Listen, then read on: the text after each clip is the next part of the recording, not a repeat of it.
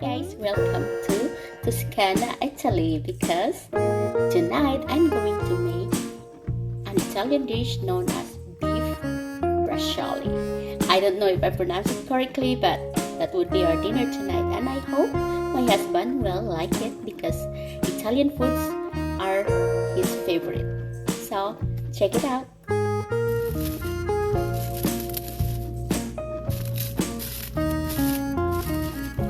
I have no food mallet, I have to improvise.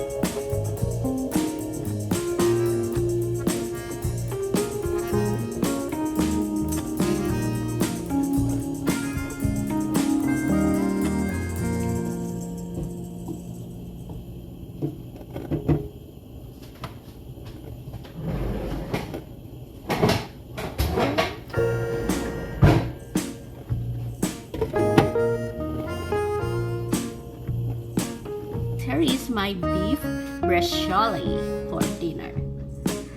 Thank you guys for watching. I'll see you next time. Bye!